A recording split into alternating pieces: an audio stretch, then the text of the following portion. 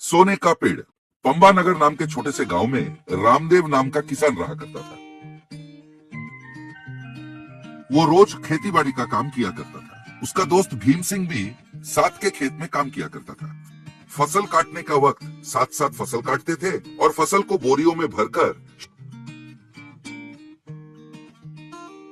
शहर ले जाकर बेच आते थे। एक दिन फसल बेचने के बाद रामदेव ने कहा, कितना भी कष्ट कर लो, 100 बोरियों से ज्यादा उगा ही नहीं पा रहा हूँ। बारिश भी वक्त पे नहीं आ रहा है, बीज और खाद में भी मिलावट होती है। किसान जिए तो कैसे, कुछ समझ में नहीं आ रहा है। अरे इतने पैसों में घर संसार कैसे चलाऊं? साथ साथ कोई दूसरा काम भी करना पड़ेगा। भीम सिंह ने कहा, अरे इतना दिल छोटा मत कर दोस्त, बुरे वक्त में ही धीरज धरना पड़ता है। हमारे दिन जरूर बदलेंगे। तो रामदेव ने जवाब दिया, अब और इंतजार नहीं किया जाता, जंगल जाके लकड़ियां काट लाऊंगा। ये तो बिना पूंजी का व्यापार है, ऊपर से जितने पेड़ काट लूं उतने पैसे। ये सुनकर भीम सिंह ने कहा, ये काम मत करना दोस्त।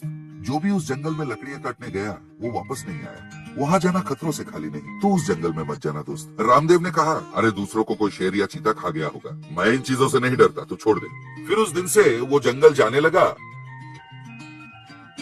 और लकड़ियां काट लाने लगा। वो हर पेड़ को काटने लगा। कुछ ही दिनों में उस इलाके के सारे पेड़ गायब हो गए। एक दिन रामदेव का बेटा बनी ने उससे कहा, पिताजी इस तरह पेड़ काटना गलत है। ये बात हमारी पाठ में लिखा है। सूखी पेड़ तो आप काट सकते हो, पर अब तो हरा भरा पेड़ को भी काट देते हो। ये गलत है पिताजी। उसके बातें सुनकर रामदेव ने गुस्से में कहा, तुम्हारे पाठ में जो जो लिखा है अगर वो मानता चलूं तो हमें भीख मांगना पड़ेगा। चुपचाप जाके पढ़ाई कर, चल चल। उसने बच्चे को डांट दिया।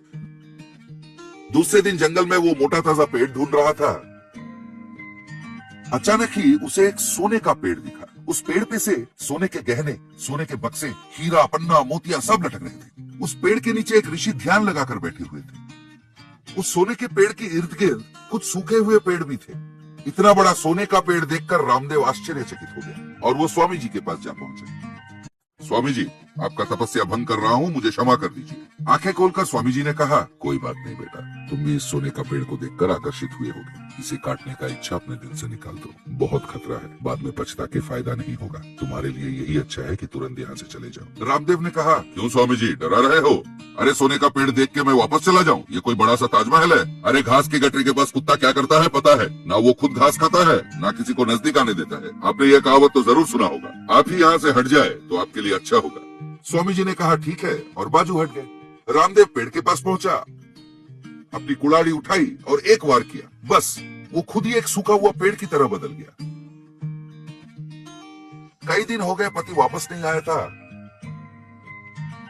रामदेव की बीवी जाकर भीम सिंह से मिली और उससे सहायता मांगी। भीम सिंह बेचारा जंगल गया और अपने दोस्त को ढूंढने लगा। कुछ दूर जाने के बाद उसे वो सोने का पेड़ और उसके नीचे बैठे स्वामी जी दिखे। उस पेड़ को देखकर भीम सिंह हक्का बक्का रह गया। जब वो पेड़ के पास पहुंचा तो स्वामी जी ने कहा, क्यों बेटा, तुम भी पेड़ काट के सोना ले जाने आए हो? भीम सिंह ने जवाब दिया, नहीं स्वामी जी, ये मेरी इच्छा नहीं है। अपने स्वार्थ के लिए जो पेड़ काटते हैं मैं उनका विरोध करता हूँ। मैं तो मेरा दोस्त को ढूंढते हुए आया था।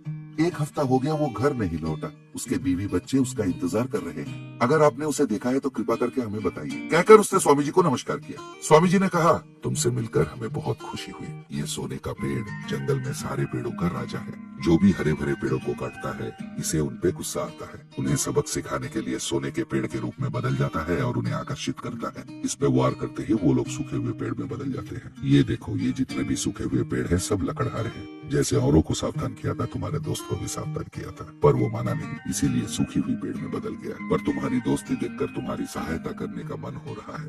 ये लो, ये मंत्रित जल उन पेड़ों पर छिड़का दो। कहकर उसने एक कमंडल दिया। जैसे ही भीम सिंह ने उन पेड़ों पर पानी छिड़का, पेड़ गायब हो गए और रामदेव प्रत्यक्ष हो। इस तरह जिस पेड़ पर भी उसने पानी छिड़का, पेड़ गायब हुआ और इंसान बाहर आया।